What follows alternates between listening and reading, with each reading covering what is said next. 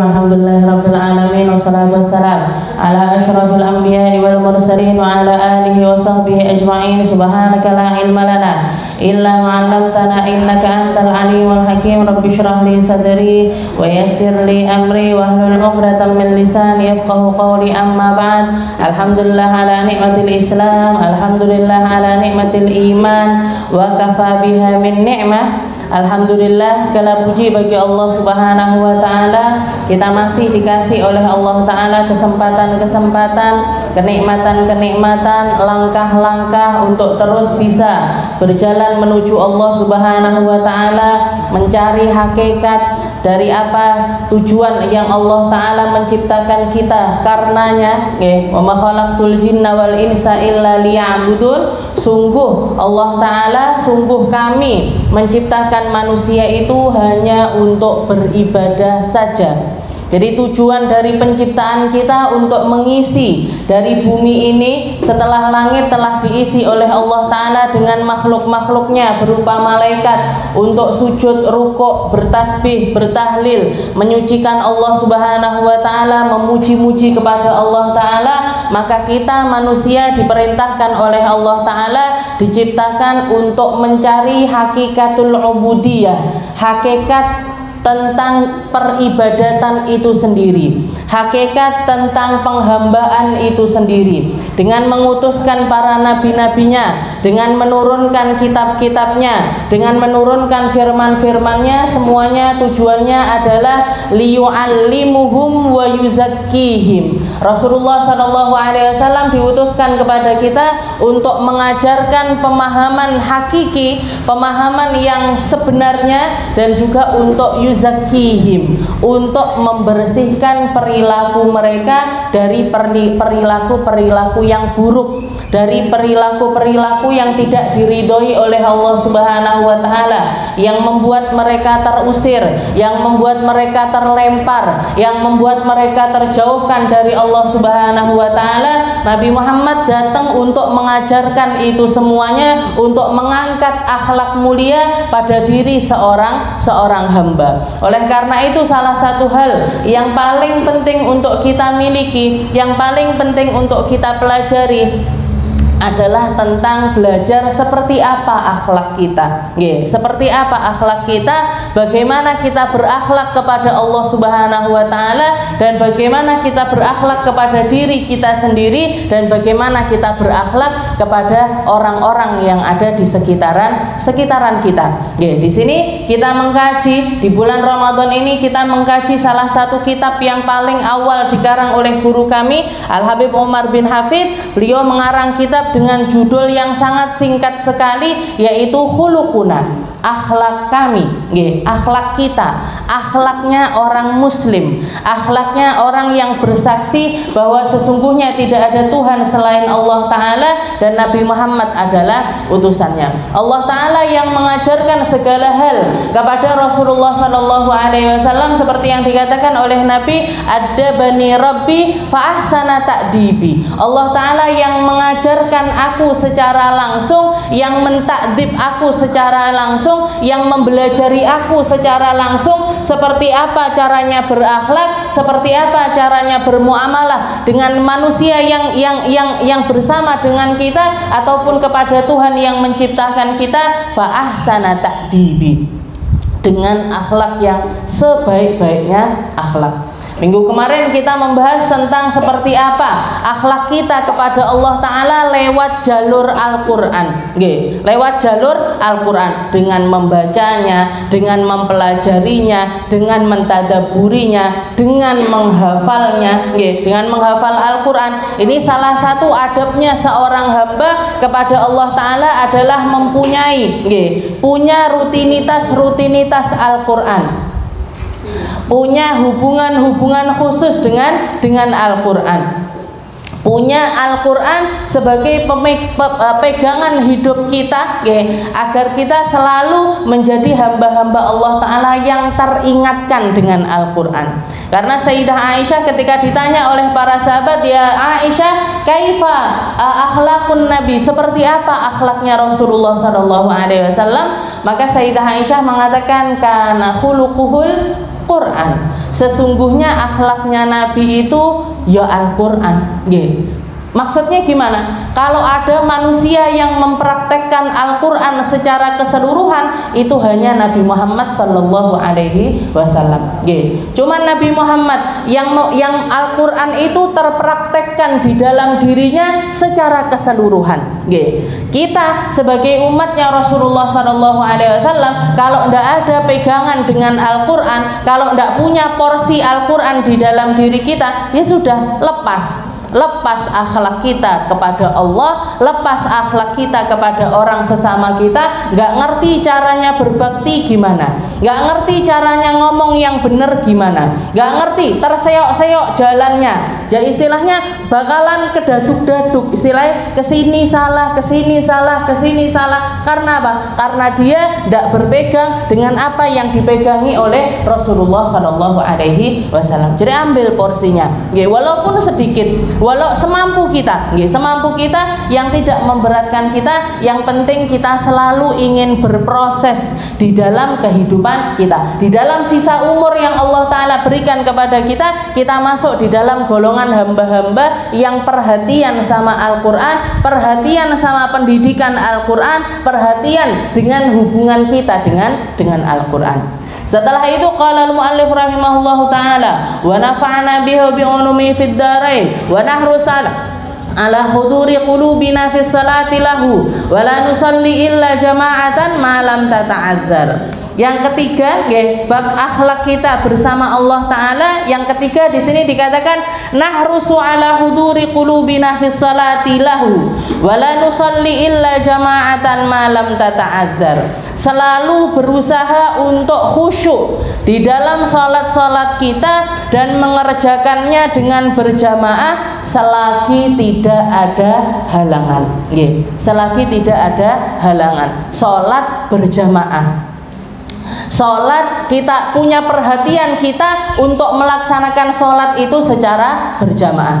Dulu di zaman para tabi'in, di zaman yang masa setelahnya Rasulullah Shallallahu Alaihi Wasallam, umat Islam ini pernah ada di masa di mana ketika ada orang-orang yang ketinggalan, bukan cuman ndak sholat jamaah, ndak, ketinggalan 1 rakaat saja, istilahnya sholatnya itu telat 1 rakaat. Imam sudah sholat, dapat 1 rakaat, orang ini tadi baru datang. Setelah salam, setelah salam, yang masbuk ini tadi ditakziahi. Tahu jenengan ditakziahi? Ya Allah, semoga Allah Ta'ala membesarkan pahala kamu. Ya Allah, musibah besar ini, musibah besar ini, musibah luar biasa, karena kamu menjadi orang-orang yang sholat jamaahnya itu telat. Bukan ndak jamaah loh Bu, bukan ndak jamaah, tapi telat 1 rakaat. Itu masa setelahnya para sahabat. Kalau yang ndak sholat jamaah gimana? Yang ndak sholat jamaah gimana? Dijenguk kayak orang sakit. Nenek opo? Kenapa? Kok sampai ndak sholat? Kok sampai ndak bisa jamaahan? Kakinya patah, kakinya patah, atau habis operasi, atau habis kenapa? Habis kecelakaan atau sakit yang sampai ditanya seperti itu.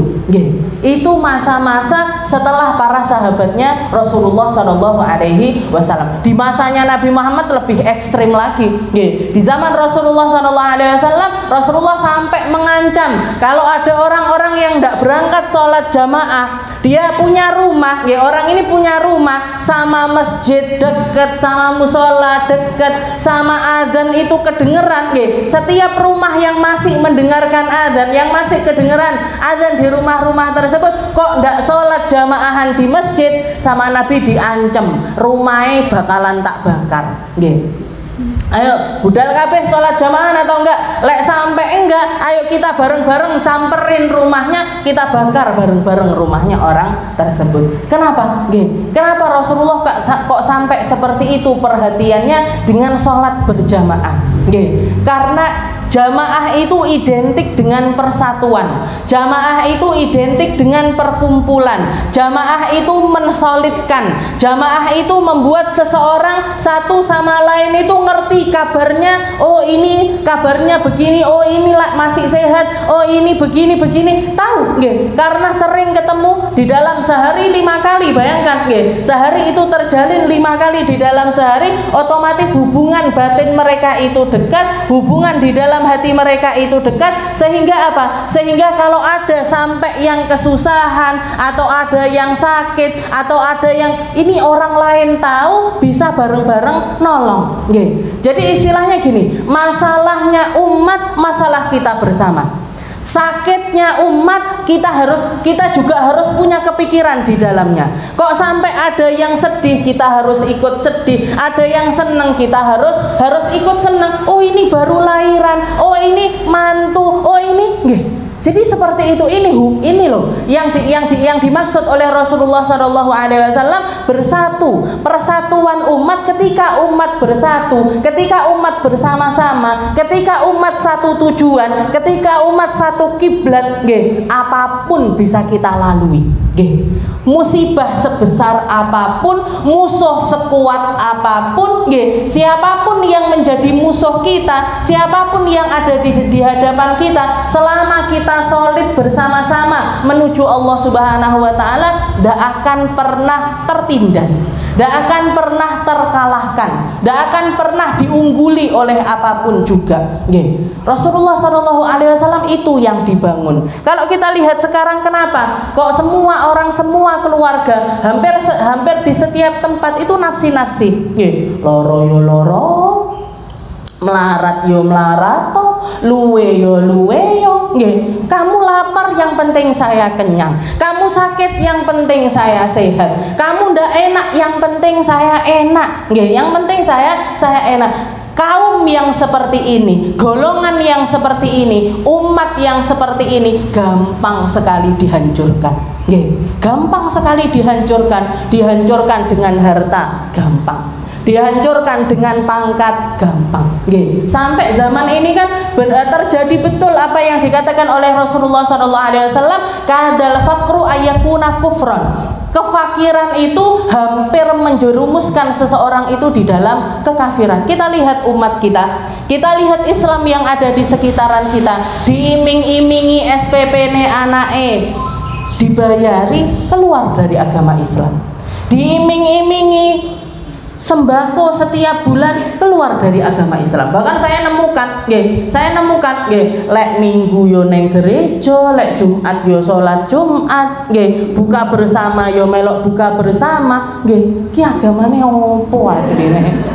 Ini agamanya apa? Jadi nanti perayaannya Buddha dia ya ikut, perayaannya Kristen dia ya ikut. Pokoknya di mana di situ ada makan-makan, di mana di situ ada bagi-bagi harta, di mana di situ ada senang-senang bersama, ikut mereka. Terombang-ambing agamanya. Kenapa? Jamaahnya ndak diopeni. Jamaah, jamaah perkumpulan ini loh yang ndak diopeni, yang ndak diopeni. Makanya di sini dikatakan nahrus ala huduri qulubina fi shalah. Ini sebenarnya kan dua hal yang berbeda. Kita belajar untuk khusyuk di dalam sholat kita, dan kita belajar tentang sholat secara berjamaah. Tapi saya dulukan tentang perkara jamaah. Kenapa? Karena ini yang paling mungkin untuk kita berubah bersama-sama. Ini yang kalau kita ngomongin hudur, kalau kita ngomongin tentang khusyuk di dalam sholat kita, angel napa mboten?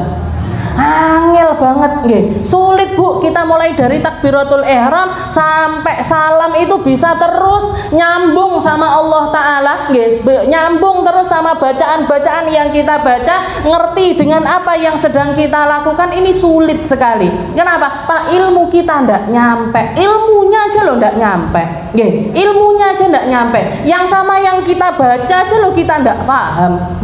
Alhamdulillah itu apa? Ar-Rahman Ar-Rahim itu apa? Iyyaka na'budu wa iyyaka nasta'in itu apa? Subhana rabbiyal a'la wa bihamdih itu apa? Kita masih tidak nyampe di dalam ilmu kita untuk memahami itu semuanya. Nggih. Maka jalan keselamatan yang paling gampang apa? Sholat aja berjamaah, Bu. Nggih. Sholat aja berjamaah. Kenapa? Di dalam jamaah Allah Ta'ala nggih, istilahnya ada doman, ada jaminan dari Allah Ta'ala sholat kita itu diterima ketika kita melaksanakannya secara berjamaah. Katanya dikatakan di dalam diceritakan oleh para ulama kita, Allah Ta'ala kalau ngelihat satu perkumpulan orang sholat, dilihat dulu imamnya.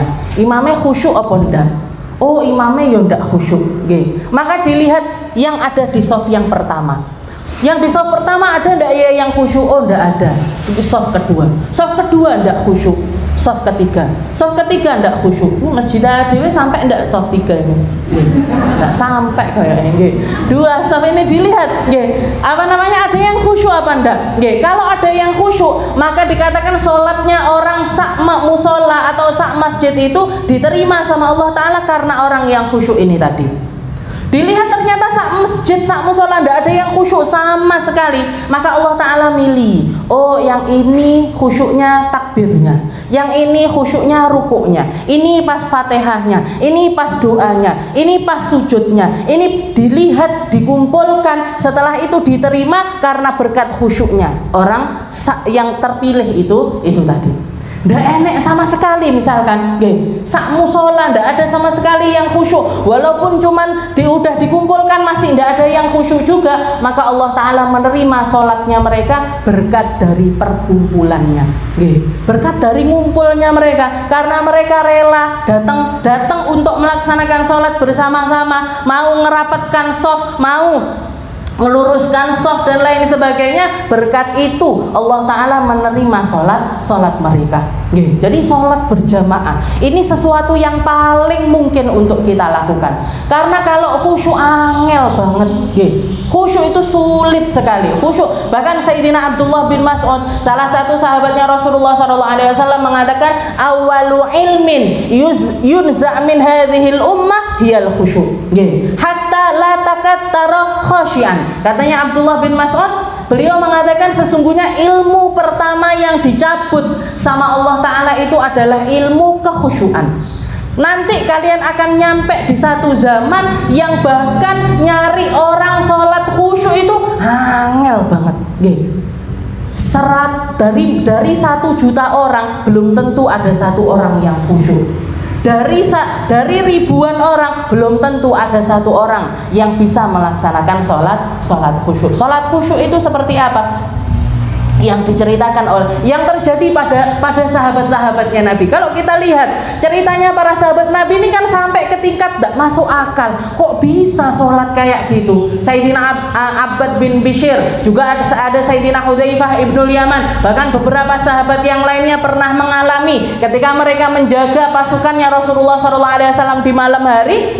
Beliau ini gantian Abbad bin Bishr atau Hudzaifah ini tadi gantian sama sahabat yang lain berjaga. Jadi di benteng gitu di atas mereka berjaga. Ketika jaga dipakai waktunya untuk sholat. Waktu itu beliau mengatakan yang saya baca waktu itu adalah surat Kahf, surat Al-Kahfi. Tengah-tengah sholat ada musuh ngintai, ngambil panahnya, dipanahkan ke arah Hudzaifah, nusuk ke bagian tangannya, apa terus berhenti dari sholatnya? Mboten, dicabut panahnya, dibuang, diteruskan. Kepanah lagi, dicabut, diteruskan, dicabut, dilempar, diteruskan. Sampai 3 panahan, nancep di badannya, dan beliau lebih memilih untuk meneruskan sholat ketimbang batalkan sholatnya. Batalkan sholat itu kalau nggak ada uzur, Bu, hukumnya haram. Jenengan sholat, kalau sholat fardu, kalau sholat wajib, kita ndak ada uzur apa-apa, ndak ada sebab apapun, kok kita batalkan sholat kita, hukumnya haram, dosa. Kalau ndak ada sebab, kalau ada sebabnya kayak gimana? Misalkan kita sholat tahu-tahu ngentut, ya memang batal. Gitu. Nah, ini sholat wajib. Kalau sholat sunnah makruh hukumnya. Kita sholat sunnah terus misalkan dipanggil suaminya atau dipanggil anaknya, kalau bisa dicepatkan lebih baik dicepatkan. Kalau tidak bisa, pengennya sholat 8 rakaat tahu-tahu dipanggil, tahu-tahu dipanggil, ya sudah, kita batalkan dulu, kita datangi, setelah itu diteruskan sholatnya. Tapi hukumnya makruh, tapi hukumnya adalah makruh. Nah ini Abbad bin Bishr, sholatnya sholat sunnah, ditusuk, istilahnya kena panah sampai 3 panahan, beliau lebih memilih untuk tidak membatalkan sholatnya. Setelah itu beliau mengatakan, ya Rasul, laula, ya Rasul, kalau bukan karena aku takut orang ini tadi yang manah saya ini ternyata bawa rombongan banyak, setelah itu nanti nyerang umat muslim di malam hari ketika mereka tidur, ketika mereka istirahat, nanti banyak korban berjatuhan dan lain sebagainya, saya istilahnya tidak akan pernah mau membatalkan sholat saya. Ini katanya Sayyidina Hudzaifah. Belum lagi Sayyidina Zubair, Sayyidina Abdullah bin Zubair, salah satu keponaannya Sayyidah Aisyah. Dikatakan beliau di masa tuanya, di masa sepuhnya kena, mungkin kalau kita sekarang ngomongnya diabetes, kena diabetes yang sampai gerogoti kakinya, sehingga dokter mengatakan ini harus dipotong. Ini kakinya harus dipotong. Maka beliau, dokternya mengatakan, wahai imam, wahai sahabat, istilahnya ini, ketika kita menjalankan operasi, jenengan minum khamr, minum dulu khamr itu bir, atau sesuatu yang memabukkan, biar nanti zaman dulu belum ada bius, belum ada obat anestesi dan lain sebagainya, maka dikatakan satu-satunya cara untuk menghilangkan akal, menghilangkan rasa, biar ketika dipotong ini tadi tidak terlalu sakit, maka dikasih obat yang dikasih minum yang namanya khamr. Katanya beliau, istilahnya ma'adzallah, nggak bakalan saya mau mengkonsumsi sesuatu yang diharamkan oleh Allah Subhanahu wa Ta'ala. Terus gimana caranya kita operasi ini, wahai imam? Katanya beliau, biarkan aku melaksanakan sholat, biarkan aku melaksanakan sholat, karena ketika aku melaksanakan sholat, ketika aku di dalam sholatku, saya tidak merasakan apapun terhadap tubuh saya tidak merasakan apa, kayak orang mabuk, kayak orang dimabuk fi hadratillah, di dalam kehadiratnya, bersama Allah Subhanahu wa Ta'ala. Nanti ketika aku duduk, aku istilahnya kakiku bakalan tak telujurne ke depan, maka silahkan potong kakiku pada waktu itu. Dilaksanakan, akhirnya beliau sholat. Setelah itu ketika duduk tasyahud akhir, kakinya telujurne ke depan, dioperasi. Begitu salam, katanya beliau apa? Wes berapa durung? Sudah selesai apa belum? Kalau kita harus jerit-jerit, Bu, kok dipotong, kok dipotong, dicokot semut ya loh, nyamuk wing ini, itu kita. Jadi istilahnya jauh sekali dari kata khusyuk. Bahkan setelah itu dikatakan begitu kakinya dipotong, diperlihatkan kepada beliau untuk dikuburkan, dibawa ke kubur untuk dikuburkan, maka beliau mengatakan alhamdulillah, segala puji bagi Allah Ta'ala yang telah memberikan saya 2 kaki, disisakan 1, yang satunya diambil. Wallahi, demi Allah, saksikan ya Allah, ini kaki belum pernah saya bawa ke tempat maksiat sekalipun mundu aslam tuh, sejak saya masuk Islam. Sayyidina Urwah bin Zubair. Jadi sejak saya masuk ke dalam agama Islam, kaki saya ini, kaki yang sekarang ini harus mendahului saya untuk masuk di dalam kuburnya, untuk datang kepada Allah Subhanahu wa Ta'ala. Maka disaksikan ya Allah, kaki ini tidak pernah tak pakai maksiat sama sekali semenjak saya masuk Islam. Alhamdulillahilladzi akhadha minni, segala puji bagi Allah Ta'ala yang ngambil kaki saya 1, wa syukru lahu, dan saya bersyukur karena masih disisain 1. Satunya disisakan, satunya lagi diambil. Dan tidak lama setelah itu dengar kabar, dikatakan beliau di rumahnya ini manggil, beliau punya anak 2, putranya itu 2, laki-laki dua-duanya, masih kecil. Dikatakan yang satu ini main-main di atap rumah, kepleset jatuh langsung meninggal. Kepleset jatuh langsung meninggal. Itu tidak lama setelah kakinya beliau ini dipotong. Orang-orang pada ngomongin, kesian ya Urwah bin Zubair itu, kasihan, setelah kakinya dipotong kehilangan anak laki-lakinya yang 1. Tapi yang keluar dari lisannya beliau apa? Alhamdulillah, Segala puji bagi Allah Ta'ala yang ngasih saya 2 anak, yang 1 diambil, disisakan 1. Disisakan 1. Seenteng itu kalimatnya. Ini loh orang-orang yang punya hakikatnya iman. Didikannya Rasulullah Shallallahu Alaihi Wasallam yang positif di dalam melihat segala sesuatu, yang tahu persis hidup ini sesuatu yang sementara, nanti di akhirat bakalan ketemu lagi. Selama saya dan mereka tidak terhalang dengan maksiat kepada Allah Ta'ala, tidak terhalang dengan kekafiran, tidak terhalang dengan kesalahan di dalam imannya, maka nanti di dunia bersama-sama, di akhirat juga bakalan bersama-sama. Tinggal kita yang ditinggal ini memantaskan diri untuk bisa bersama-sama dengan mereka. Anak kecil tidak punya dosa, anak kecil tidak punya dosa, diselamatkan sama Allah Ta'ala. Makanya kadang-kadang orang-orang yang dikasih usia pendek-pendek, dikasih umur 10 tahun meninggal, 11 tahun meninggal, 15 tahun meninggal, istilahnya masih umur-umur yang kecil-kecil seperti itu, kok diambil sama Allah Ta'ala, ini berarti diselamatkan. Diselamatkan sama Allah Ta'ala dari fitnah dunia yang begini sulitnya, diselamatkan sama Allah Ta'ala dari pergaulannya anak-anak muda sekarang yang begitu mengerikan. Narkoba sesuatu yang biasa, minum khamr koyok keren buat mereka gitu.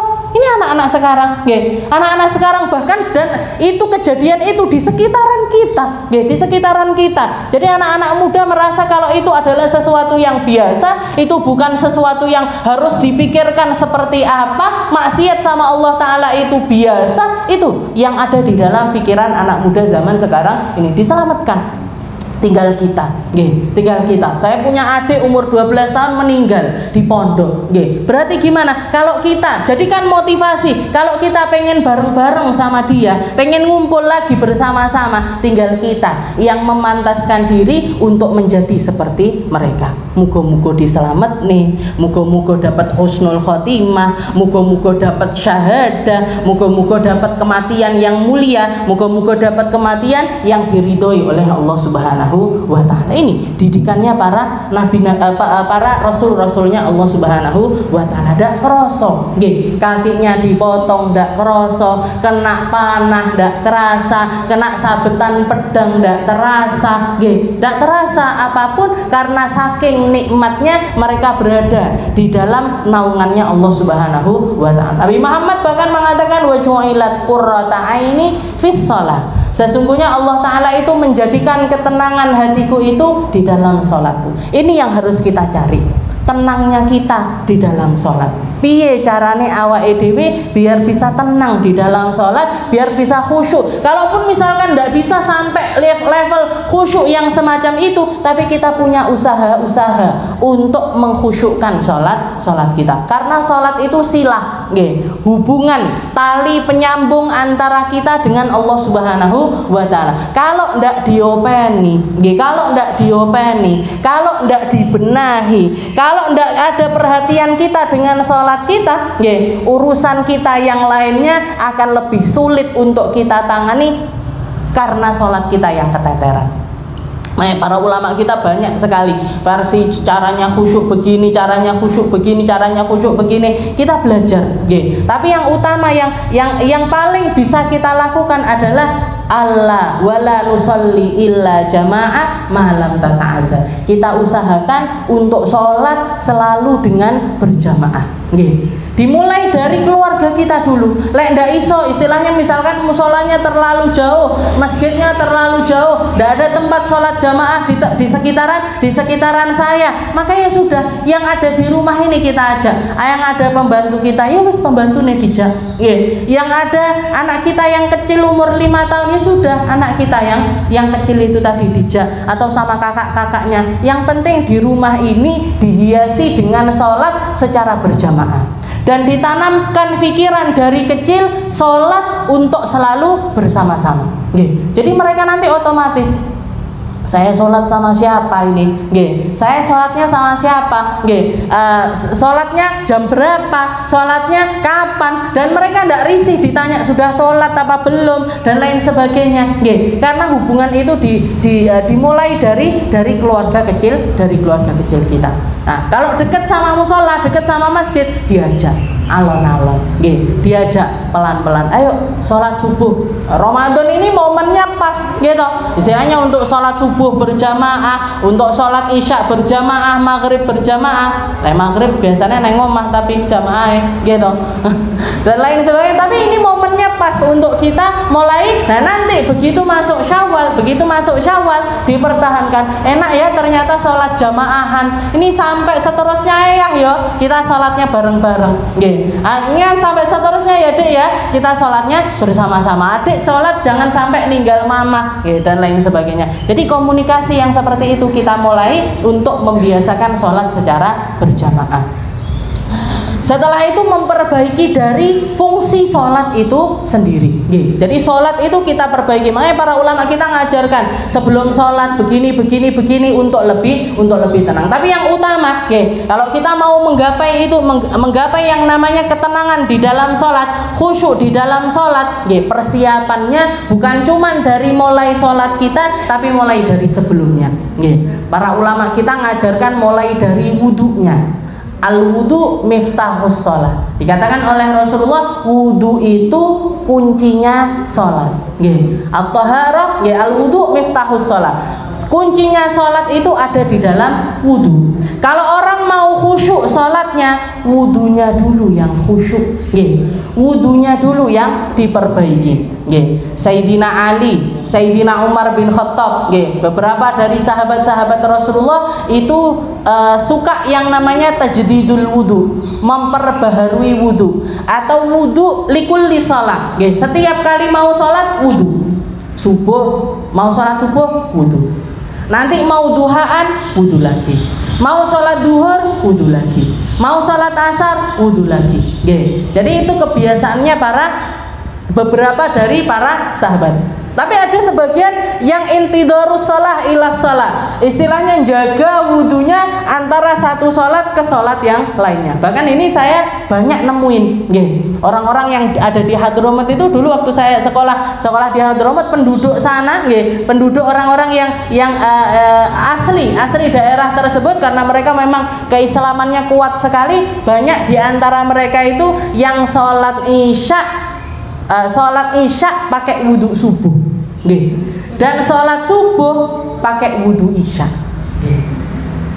Jadi dijaga waktunya itu. Sholat isyanya mereka pakai wudhu subuh, sholat subuhnya mereka pakai wudhu isya. Ini makanya mereka kadang-kadang itu sumpek kalau sholat jamaahan sama anak-anak pondok. Anak pondok ini kan dari berbagai macam daerah, Indonesia, Malaysia, Singapura, Mesir, dan lainnya. Anak-anak luar istilahnya, bukan orang sana. Kalau sudah terawih itu, karena terawihnya 1 juz setiap sholat itu, terawihnya itu baca 1 juz, berarti kan lama, sekitar 1 jam lebih, 1 jam lebih. Karena kalau kita ngaji biasa aja kan baca Quran itu kadang 1 juz itu paling enggak kan makan waktu 45 menit, 40-45 menit itu yang bacanya mu'tadil, yang bacanya itu biasa, yang tartil, istilahnya. Like cuwepet yo 30 menitan, like cuwepet banget kayak hafidho itu 15 menit selesai, 1 jam. Jadi lah ini baca Quran di dalam sholat. Maka mereka itu sumpek sekali kalau sholatnya itu deketan sama anak Indonesia atau sama anak-anak luar. Kenapa? Nanti sholat sebentar batal wudhunya, batal. Bahkan kita itu sholat terawih ngaten batal wudhu, balik belum selesai bacaannya. Belum selesai bacaannya karena saking panjangnya bacaan. Tapi orang-orang sana itu enggak. Sampai saya itu nanya, kok bisa enggak batal wudhunya itu kok bisa? Kata mereka apa? Jawabannya mereka yang indah sekali. Mereka mengatakan, karena kami menjaga apa yang kami makan, maka Allah Ta'ala menjaga apa yang keluar dari kami. Allah Ta'ala, kami menjaga apa yang masuk ke dalam perut kami. Maksudnya yang halal, yang toyib, yang bagus, yang tahu persis kehalal. Bahkan guru saya itu pernah ketika nyajikan roti, beliau itu ngomong, ini roti saya bikin sendiri, diambil dari gandum punyanya petani fulani. Punyanya petani tetangga saya yang ahli zikir, yang ahli sholat jamaah, yang ahli sedekah. Sampai kita, loh ini tepungnya Bu Babah tahu ini belinya dari istilahnya ngambilnya dari mana, tahu persis saya kebunnya di mana, cara nanemnya gimana, model harta yang dimasukkan di dalam kebun tersebut itu harta yang seperti apa, keluarga pemiliknya itu bagaimana, saya tahu persis. Kita kan enggak nenggone supermarket tung boy sopo ini prosesnya gimana, komposisinya apa aja, pokoknya halales cukup nggih, sing nanggung MUI kalau ada salah-salahnya. Kalau misalkan ada yang tidak benar, ada yang masukkan perkara haram di situ, sing nanggung MUI sing nanggung ini, itu kita tidak perhatian sama sekali dengan apa yang masuk ke dalam perut kita. Makanya tidak heran Allah Ta'ala tidak jaga apa yang keluar dari diri kita. Itu yang keluar dari lisan mereka. Setelah itu dikasih tips waktu itu saya, dikasih tips, disuruh, jadi katanya beliau ini kalau pagi kalau sarapan suruh minum teh hitam. Jadi dikasih kita memang di sana setiap pagi itu senangannya ngeteh tapi tehnya itu warnanya hitam, bulat-bulat seperti itu. Minum itu waktu perut kamu kosong, nanti bakalan langsung keluar, istilahnya langsung BAB, dan setelah itu ndak batal, istilahnya untuk nahan BAB dan lain sebagainya itu bisa. Jadi banyak di antara mereka yang seperti itu. Jadi itu saya nemukan sendiri. Orang-orang yang ada di sekitaran saya, wudu sholat subuh pakai wudu isya, sholat isya pakai wudu subuh. Apalagi zamannya para sahabat, apalagi zaman para aslafunas sholihin. Tapi ada juga sebagian di antara mereka yang suka senengane wudu setiap kali waktu sholat. Tapi alasannya apa? Karena apa? Karena apa kok mereka melakukan itu? Ngambil dari firman Allah Ta'ala yang mengatakan ya bani Adam khudu zinatakum inda kulli masjid. Wahai anak-anak Adam, silahkan ambil perhiasan kalian setiap kali kalian melaksanakan sholat. Ambil perhiasan, maksudnya dandano kamu kalau ke masjid. Dandanlah kamu kalau kalian itu pergi ke masjid. Makanya anak-anak kita yang laki-laki, tapi yang terutama adalah yang laki-laki, kalau mereka ke masjid pakaikan baju yang pantas, atau semua yang berbau Islam, istilahnya gitu. Mereka misalkan mau sekolah atau mau TPA, mau berangkat ngaji, jangan terus kaosnya yang dipakai main ini dipakai buat ke masjid, jangan terus yang baju yang nempel, yang debu-debunya banyak ini tadi dipakai juga mereka untuk ngaji. Jadi ngambil dari barokahnya ayat yang dikatakan khudu zinatakum inda kulli masjid, dandanlah kalian kalau kalian itu mau pergi ke masjid, pakai baju yang pantas, pakai koko, pakai sarung, nanti kalau Jumat biasakan pakai gamis putih. Kalau bisa jenengan bisa pasangkan imamah biar mereka kenal dengan yang namanya imamah. Ini pakaiannya para ulama, ini pakaiannya orang-orang baik, ini pakaiannya orang-orang ahli sholat dan lain sebagainya. Kenalkan mereka dengan itu semuanya untuk nyari hakikat dari firman Allah Ta'ala tersebut, khudu zinatakum inda kulli masjid. Jadi perhatian mulai dari wudhunya, perhatian mulai dari sebelum keberangkatan kita menuju ke dalam sholat. Wes ditoto dhisik atine, ditata dulu kegiatannya. Istilahnya jangan sampai ada sesuatu yang bisa bikin sholat kita ini terganggu. Makanya Rasulullah bahkan juga mengatakan idza hadaral isya wal asya faqaddimil asya. Kalau misalkan waktu isya ini datang dan makan malam kalian sudah terhidang, maka nikmati hidangan makan malam kalian dulu sebelum kalian masuk ke dalam sholat. Biar kenapa? Biar sholatnya, hatinya tidak tergantung sama makan malam. Aku bariki mangan, aku habis ini minum ini, makan ini dan lain sebagainya. Biar sholat kita tidak ada gantungannya sama makanan kita. Silahkan. Jadi Rasulullah seperti itu. Mau berangkat sholat isya, kok makan malamnya sudah terhidang. Katanya Nabi, qaddimil asya qoblal isya. Kita dahulukan makan malam sebelum kita melaksanakan sholat isya. Makanya kalau jenengan jadi ibu semua yang gitu, lek mau istilahnya buka kan, yang nyiapkan makanan jenengan, yang nyiapkan semua yang mau disantap berbuka ini kan jenengan. Kalau misalkan terbiasa takjil dulu, istilahnya makan kurma, setelah itu makan sesuatu yang ringan dulu, habis itu baru sholat maghrib, baru setelah itu sholat maghrib, maka makanan yang mau disantap untuk makan malam ini jangan ditoto pisan. Ayamnya wis nyepak, jangan asemnya wis nyepak, sambelnya wis nyepak. Ini salat maghrib, bariki mangan jangan asem. Pasti itu. Nah, kalau anaknya, ya di sini makan ayam goreng, seperti itu. Jadi jangan istilahnya yang mau disantap untuk berbuka itu ya sudah, yang disantap berbuka adanya kurma, kolak misalkan, atau apa yang mau buahnya dan lain sebagainya. Habis itu sholat maghrib, baru setelah itu hidangkan makan malam itu keluarkan setelah melaksanakan sholat maghrib. Atau kalau misalkan enggak, ya kalau misalkan enggak, istilahnya kalau sudah dihidangkan seperti itu, ya sudah makan aja dulu, makan dulu baru setelah itu sholat maghrib. Qaddimil asya qoblal isya. Tapi yang pasti maghrib itu waktunya pendek. Maghrib itu waktunya pendek. Jadi eman-eman kalau kita makan dulu, eman-eman kalau kita makan dulu. Jadi sebaiknya hidangkan dulu yang sedikit, istilahnya makanan-makanan ringan yang dimakan sebelum, istilahnya untuk membatalkan aja, baru setelah itu sholat maghrib baru makan besar. Jadi seperti jadi ini masalah hati ditoto dulu, biar sholat kita itu konsen. Rasulullah sering kali istilahnya yang namanya khusyuk di dalam sholat itu khafdul janah. Yang dinamakan dengan khusyuk itu kelihatan dari dohirnya dan kelihatan dari batinnya. Jadi dohirnya bisa dilihat sama orang, batinnya dia bisa merasakan. Batinnya sholat khusyuk itu kita yang bisa merasakan, sedangkan dohirnya orang bisa melihat. Makanya Rasulullah ketika melihat ada seorang sahabat sholat, sholat ini sorbanan misalkan, benaknya sorban, delok kantongnya iki ngene dan lain sebagainya. Dia sama Rasulullah ini sholat sampai noko umek aja.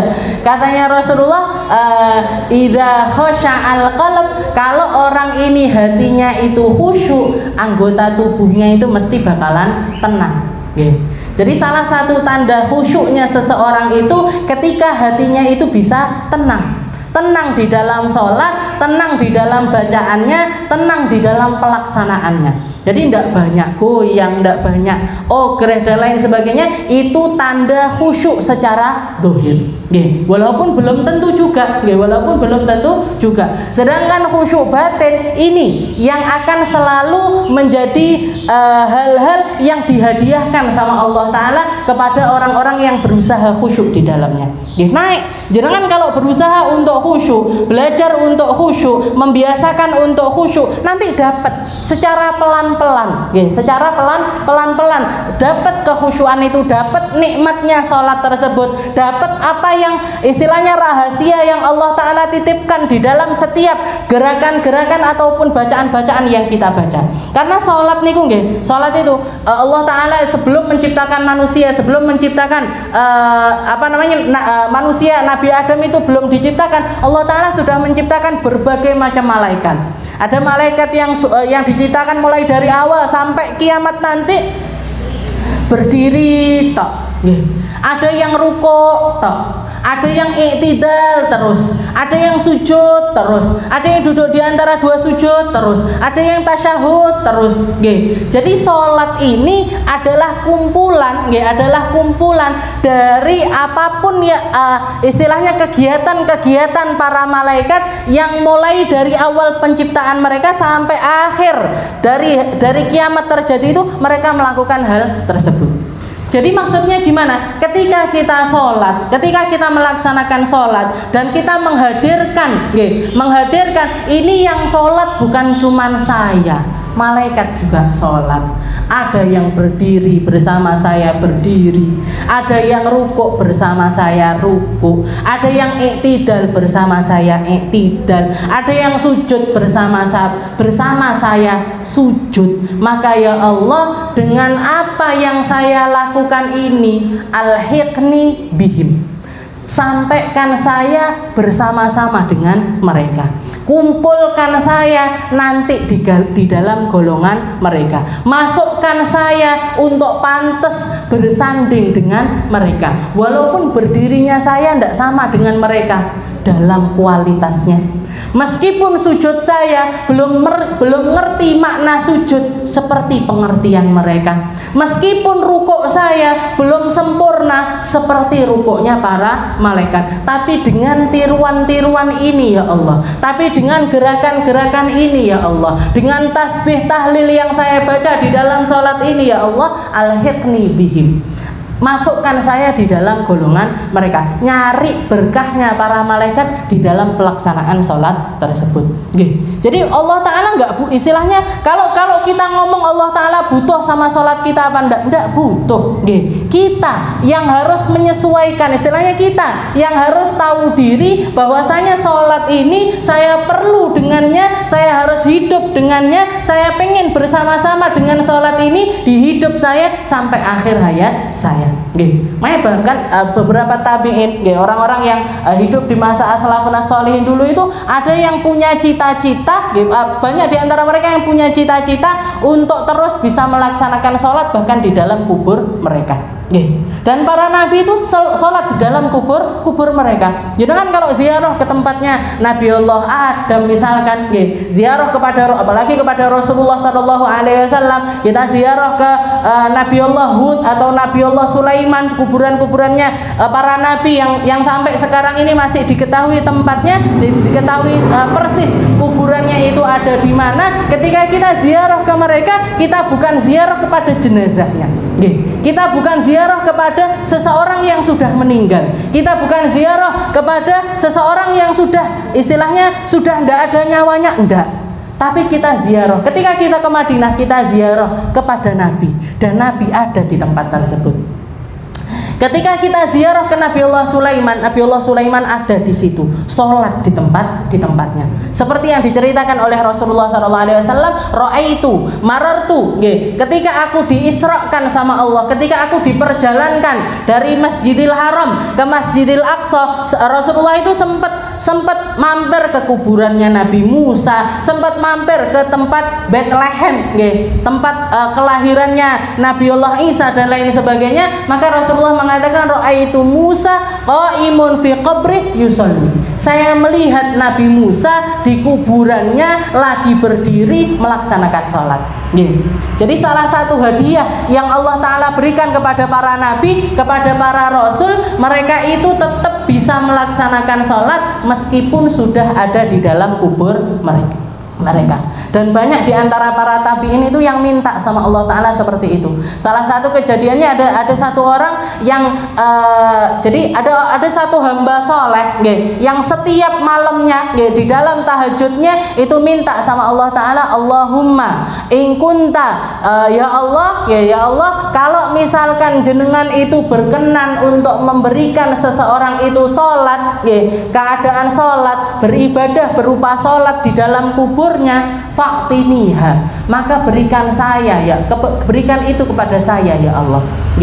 Maka laki-laki ini meninggal, laki-laki tersebut meninggal. Dilalah ketika ada orang yang nguburkan jenazahnya ini, beberapa istilahnya dompetnya itu jatuh, bisa dibilang seperti itu. Jadi dompetnya orang yang ikut masuk ke liang lahat itu jatuh. Akhirnya begitu semua orang ini pergi, dia gali sendiri, nyari dompetnya. Begitu ketemu dompetnya, dia nengok ke sebelah kanannya, dilihat laki-laki tersebut lagi sholat. Dilihat di dalam kubur laki-laki tersebut lagi sholat. Langsung naik dia, ditutup lagi kuburnya, pergi ke rumahnya. Nggih, nanya sama salah satu saudarinya, nggih, saudara perempuannya. Dirayu-rayu ndak mau ngomong. Baru setelah itu karena dipaksa-paksa saudaranya ini cerita, "Iya, kakak saya itu saya ngelihat ini tempat sholatnya, ini musolanya dia, ini tempat dia melaksanakan sholat selama 50 tahun. Saya selalu mendengar dia di dalam sholatnya yulih ala Allah, selalu merayu-rayu kepada Allah Ta'ala dengan doanya, ya Allah, kalau jenengan ngasih sholat kepada seorang hamba di dalam kuburnya, berikan itu kepada saya." Maka kalau Anda melihat saudara saya sholat di dalam kuburnya, itu berkah, itu doa dari doa yang diijabah dari Allah Ta'ala, dari doa yang dia lantunkan selama lebih dari 50 tahun di dalam sholat malamnya. Jadi ini kekhusyuan. Ini orang-orang yang dapat karunia. Khusyuk itu pada akhirnya karunia. Khusyuk itu pada akhirnya itu bonus atau sesuatu yang Allah Ta'ala berikan, melihat kesungguhannya, melihat kepada sesuatu yang dia usahakan di dalamnya, entah dari segi ilmunya, dari pemahamannya dan lain sebagainya. Nanti khusyuk itu adalah hadiah dari Allah Subhanahu wa Ta'ala. Allahumma ja'alna minal khasyiin. Semoga Allah Ta'ala menjadikan kita hamba-hamba yang bisa khusyuk, hamba-hamba yang bisa merasakan khusyuk, hamba-hamba yang bisa merasakan ketenangan di dalam sholat, hamba-hamba yang bisa merasakan rahmatnya Allah Ta'ala di dalam sholat, ampunannya Allah Ta'ala di dalam sholat, kasih sayangnya Allah Ta'ala di dalam sholat kita, sehingga sholat kita menjadi sesuatu yang bernilai, sehingga sholat kita menjadi sesuatu yang diridhoi sama Allah Ta'ala, sholat kita yang mendekatkan kepada Allah dan golongan-golongan yang diridhoi oleh Allah Ta'ala. Ramadan sudah berlalu beberapa hari dari kita, semoga kita menjadi hamba-hamba yang dengan puasa kita jadi orang yang lebih bertakwa, jadi orang yang lebih mendapatkan petunjuk, jadi orang yang lebih mengerti seperti apa harusnya kita menahan apa yang kita tahan selama sisa umur kita. Dan semoga Allah Ta'ala dengan berkah dari apa yang kita usahakan ini, Allah Ta'ala berkenan memberikan kepada kita husnul khotimah, kematian yang baik, kematian yang diridhoi oleh Allah Ta'ala, kematian dalam keadaan yang selalu mendekat kepada Allah Ta'ala. Ala hadhihi niyah wa ala niyatin salihah wa ila hadratin Nabi sallallahu alaihi wasallam bisirril Fatihah.